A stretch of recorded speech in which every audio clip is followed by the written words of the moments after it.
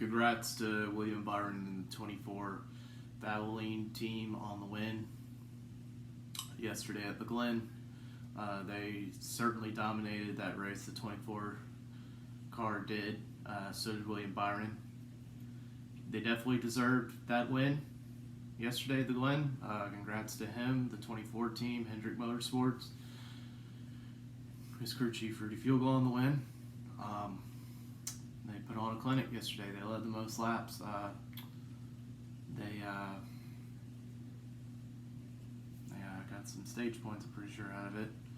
Like a playoff point too, I believe. And they have 5 wins on the season. So congrats to those guys over there on the win. And second is Denny Hamlin. Seems like to me ever since he's run that Mavis tire paint scheme.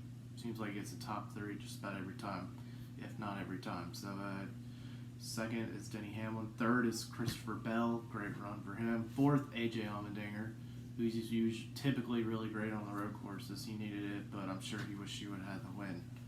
So great run by the Dinger. Fifth, rookie Ty Gibbs. Sixth, Martin Truex Jr. Out of the 4 Gibbs cars, 3 of them finished in the top 5, and 4 Gibbs cars finished in the top 10. The only one that not get the top 5 was Martin Truex. He finished 6th, of course, but still a great,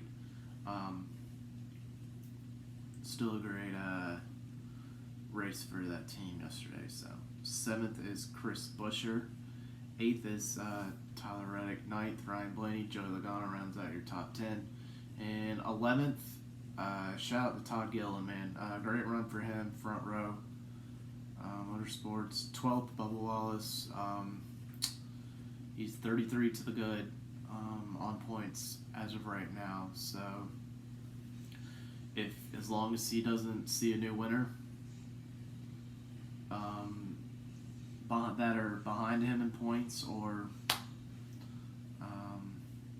and he could just stay out of trouble and have a great finish, I think he will be good making it to the playoffs, as long as there's not a new winner behind him in points, or if he finishes well. If he does both of those things or wins, he'll be in the playoffs, but that's easier said than done, I'm sure, for Bubba Wallace there. 13th, Ricky Stenhouse Jr. 14th, Kyle Busch. 15th, Brad Keselowski. 16th, Austin Cindric. 17th, Ryan Preece. 18th is Ross Chastain. 19th is Mike Rockenfeller, who's been doing the road courses the past couple weeks since Noah Gregson's not with that team anymore. And Josh Berry will be at Daytona in the 42, I guess, till further notice. I'm sure there'll be other drivers in it for the remainder of the year, but yeah, right. Mike Rockenfeller in the 42 is a road course ringer. Gave probably that team their best finish in a long time, that 42 car, so great run for that team. 20th is Corey LaJoie, who got it into it with Kyle Larson and Austin Dillon. 21st, Kevin Harvick. 22nd, Daniel Suarez.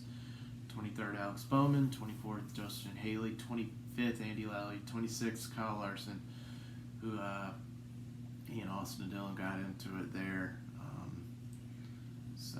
27th, Josh Bilicki. 28th, Cole Custer.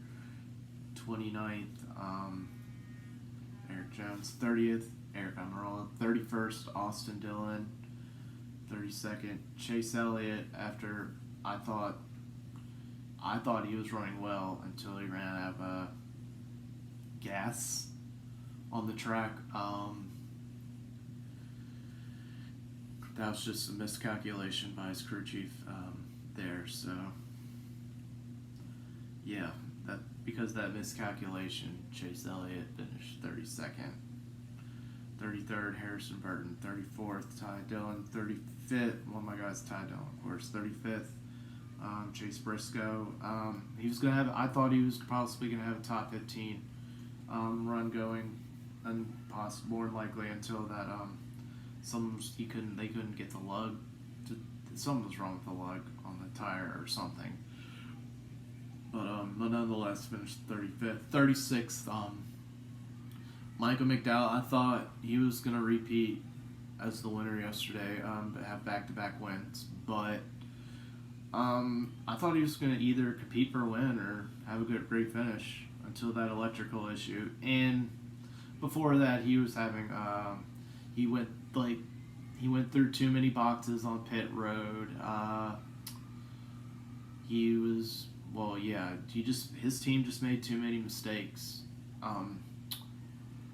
And there weren't many cautions either, so that just didn't help either. So yeah, and they had an electrical issue. So like I always say, you could be on top of the world one week, and then the next week sometimes you're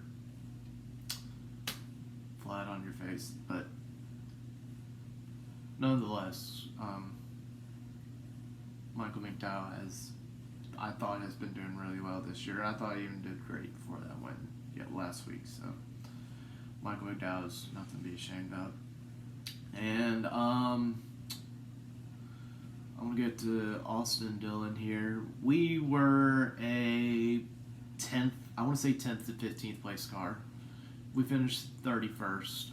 The finish doesn't indicate it, but we were a 10th to 15th place car before that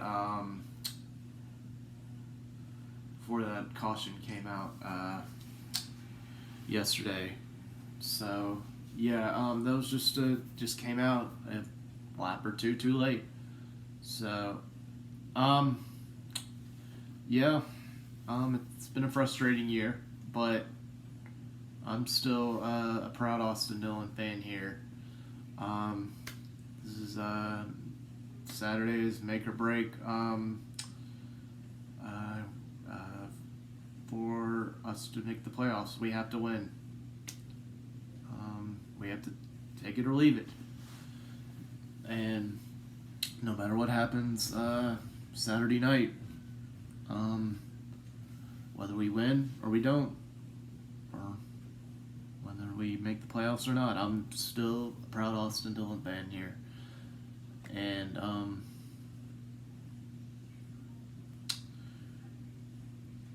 still I'm gonna pull for Austin Dillon regardless, no matter what happens Saturday night.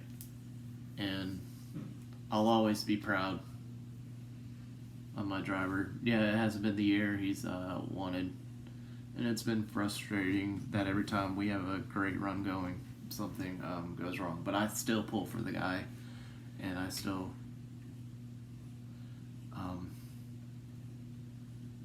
don't give up hope on a win every week, no matter what. So, no matter what happens Saturday night at Daytona, I'm always going to be a proud Austin Dillon fan. Whether we win or we don't, I'm still proud of the guy.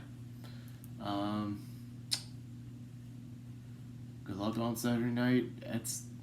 Good luck Saturday night at Daytona, AD, and let's win it and steal a playoff spot here.